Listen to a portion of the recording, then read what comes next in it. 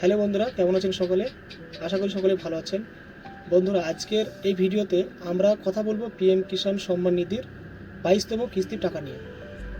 অনেকেই জানতে চাইছেন 13ই মার্চ কি সত্যি টাকা ঢুকবে, কারা টাকা পাবে এবং কিভাবে স্ট্যাটাস চেক করবেন। আজকের সব তথ্য অনুযায়ী জানা যাচ্ছে যে 13ই মার্চের দিকে 22তম কিস্তির টাকা কৃষকদের ব্যাংক অ্যাকাউন্টে পাঠানো হতে পারে। তবে সরকারিভাবে টাকা ছাড়ার দিন কখনো কখনো 2-1 দিন এদিক ওদিকও হতে পারে। কত টাকা পাবেন? যারা এই প্রকল্পের জন্য যোগ্য এবং সব সত্য ঠিক আছে, তারা 2000 টাকা করে পাবেন এই কিস্তিতে।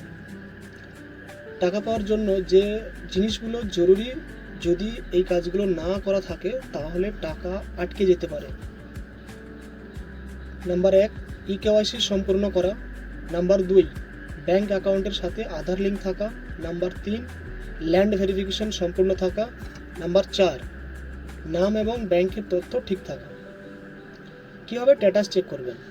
স্ট্যাটাস চেক করতে হলে আপনাকে যেতে হবে পিএম কিষাণ সম্মান নিধির অফিসিয়াল পোর্টালে।